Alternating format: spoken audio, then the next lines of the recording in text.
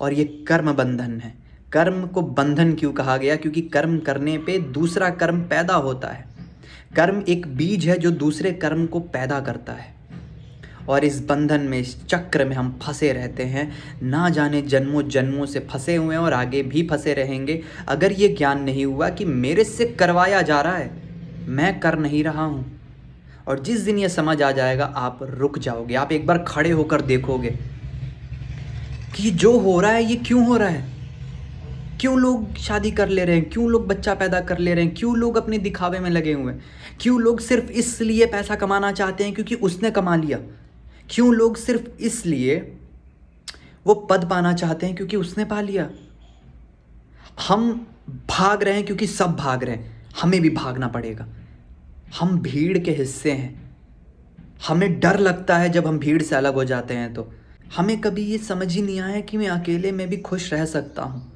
हमें हमेशा लगा कि मेरा खुशी किसी और से है। क्यों? वासना के कारण। क्यों? ये अज्ञान के कारण। हम नहीं जानते स्वयं को। मेरे मित्र, ये जो वासना है ना, ये आपसे बलात् कर्म करवाती है और फिर आपको कर्म बंधन में फंसाती है, और आपको फिर पाप को और पुण्य को भोगना पड़ता है, सुख दुख में जाना पड़ता है। मत सोचना कि अगर आप कर्तव्य निभा रहे हो तो आप निभा रहे हो, आप शादी कर रहे हो तो आप कर रहे हो, अपने डिसीजन लेके कर रहे हो। नहीं मित्र, वासना आपसे करवा रही है, प्रकृति माया आपसे करवा रही है। क्योंकि जो जान जाता है वो छूट जाता है, वो मुक्त हो जाता है, वो फिर नहीं करता। कुछ ही लोग देख पाते हैं और उससे बाहर निकल पाते हैं, उस दौड़ से जिसमें सब भाग रहे हैं। फिर वो रुक जाता है, वो रुक के सोचता है कि क्यों, किस लिए, क्या मिलेगा। मरना है, एक दिन मर जाऊंगा, सब खत्म, ये सपना टूट जाएगा। जैसे हम रात को सपना देखते हैं और सुबह उठ के लगता है क्या सपना देखा, झूठा था, मिथ्या था।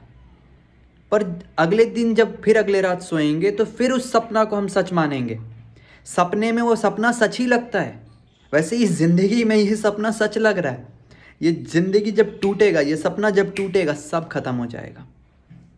जो ये सोच लेता है वो जान जाता है कि वो कुछ नहीं करता है, वो कुछ नहीं भोगता है, वो आनंद स्वरूप है, वो पूर्ण है, उसे कुछ करने की आवश्यकता ही नहीं है। और अगर वो कुछ करता भी है तो आउट ऑफ फुलफिलमेंट करता है, आनंद से करता है, आनंद के लिए नहीं करता।